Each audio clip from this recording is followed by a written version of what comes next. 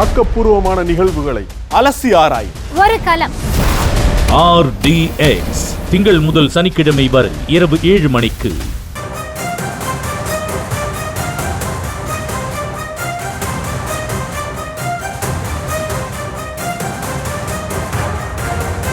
இந்திய சுதந்திர போராட்டத்தில் தீவிரமாக பங்கேற்ற தெய்வ திருமகனார் பசும்பொன் ஐயா முத்துராமலிங்க தேவர் தன் வாழ்நாள் முழுவதும் அனைத்து தரப்பு மக்களுக்காக வாழ்ந்தவர். தனது சொத்தின் பெரும் பகுதியை ஜாதி மதம் பார்க்காமல் தானமாக மக்களுக்கு கொடுத்தவர்.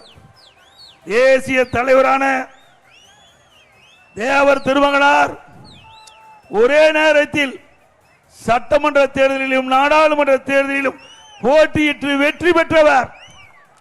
தமிழ்நாடு குறிப்பா தென் மாவட்ட மக்கள் நெஞ்சங்களிலே நீக்கா வாழும் பசும்பொன் ஐயா முத்துராமலிங்க தேவர் அவர்களுக்கு நாட்டின் உயரிய விருதான பாரத ரத்னா விருதினை வழங்க வேண்டும் என்று அதிமுக சார்பா மத்திய அரசிடம் கோரிக்கை வைப்பு. அதை நிறைவேற்றுவதற்கு அனைத்து முயற்சியும் அதிமுக கட்சி எடுக்கும். இந்திய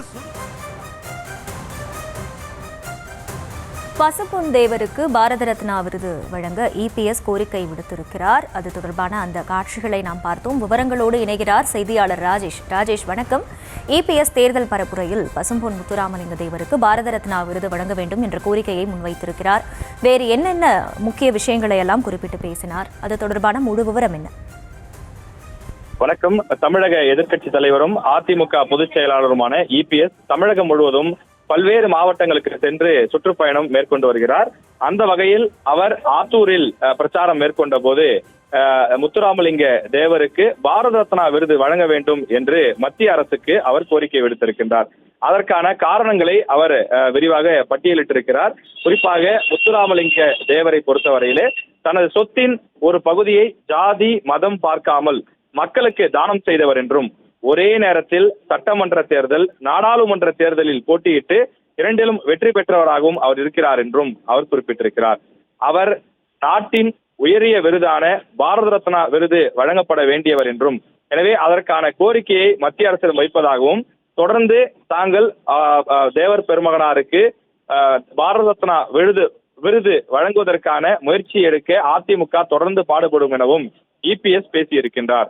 மேலும் தேசியமும் தெய்வீகமும் எனது இரு கண்கள் என்று வாழ்ந்து காட்டிய தேவர் பெருமகனாரின் பெயரை மதுரை விமான நிலையத்திற்கு வைக்க மத்திய அரசை வலியுறுத்துவோம் என்றும் அவர் குறிப்பிட்டிருக்கிறார்.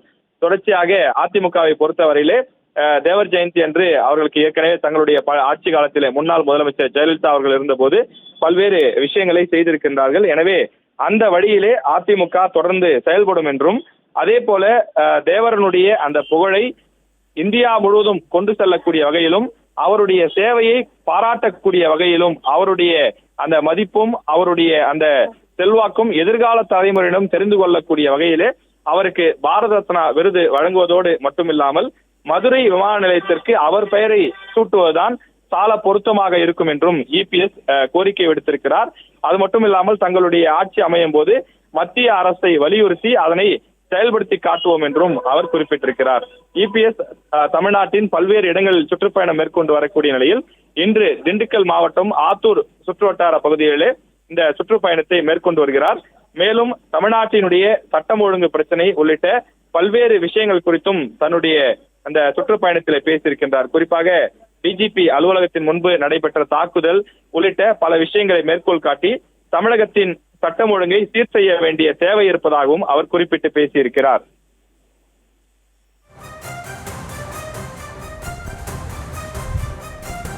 விவரங்களுக்கு நன்றி ராஜேஷ்.